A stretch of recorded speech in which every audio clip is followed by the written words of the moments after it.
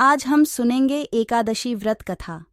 भाद्रपद मास के कृष्ण पक्ष की एकादशी अजा नाम से प्रसिद्ध है तथा इसे अन्नदा एकादशी भी कहा जाता है। इस एकादशी के व्रत से जीव के जन्म जन्मांतरों के सभी पाप नष्ट हो जाते हैं। जिस कामना से कोई यह व्रत करता है उसकी वह सभी मनोकामनाएं तत्काल ही पूरी हो जाती हैं। इस व्रत में भगवान विष्णु जी के उपेंद्र रूप की विधिवत पूजा की जाती है। आइए व्रत कथा शुरू करते हैं। पुराणों के अनुसार एकादशी का महत्व स्वयं भगवान श्री कृष्ण ने धर्मराज युधिष्ठिर को बताया था।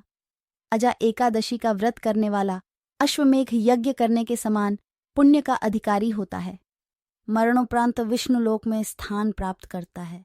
सतयुग में सूर्यवंशी चक्रवर्ती राजा हरिश्चंद्र हुए जो बड़े सत्यवादी थे। एक बार उन्होंने अपने वचन की खातिर अपना संपूर्ण राज्य राजर्षि विश्वामित्र को दान कर दिया तथा दक्षिणा देने के लिए अपनी पत्नी एवं पुत्र को ही नहीं स्वयं तक को दास के रूप में एक चंडाल को बेच डाला। अनेक कष्ट सहते हुए भी वह सत्य से विचलित नहीं हुए। तब एक दिन उन्हें आर्षि गौतम मिले, जिन्होंने उन्हें अजा एकादशी की महिमा सुनाते हुए यह व्रत करने के लिए कहा।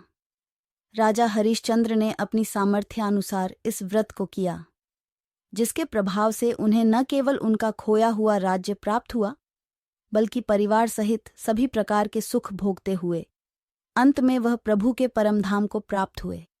अजा एकादशी व्रत के प्रभाव से ही उनके सभी पाप नष्ट हो गए। उन्हें अपना खोया हुआ राजपाट एवं परिवार भी प्राप्त हुआ था। भगवान को एकादशी परम प्रिय है तथा इसका व्रत करने वाले भक्त संसार के सभी सुखों को भोगते हुए अंत में प्रभु के परम धाम को प्राप्त करते हैं। एकादशी में रात्रि जागरण की अत्यधिक महत्ता है। इस दिन किए गए दान का भी कई गुना अधिक पुण्य फल प्राप्त होता है। जिस कामना से कोई एकादशी व्रत करता है उसकी सभी कामनाएं बड़ी जल्दी पूरी हो जाती हैं। इस व्रत में रात को जागरण करने का बहुत महत्व है। द्वादशी के दिन सुबह ब्राह्मण को भोजन करवाने के बाद स्वयं भोजन करना चाहिए। ध्यान रहे, द्वादशी के दिन बैंगन न खाएं। भगवान सर्वशक्तिमान एवं सर्वव्यापक हैं तथा बिना मांगे ही अपने भक्त की सारी स्थिति को जानकर उसके सभी कष्टों और चिंताओं को मिटा देते हैं।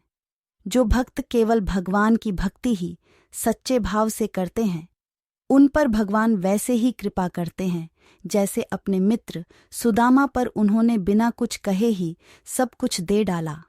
इसलिए भगवान से उनकी सेवा मांगने वाले भक्त सदा सुखी एवं प्रसन्न रहते हैं।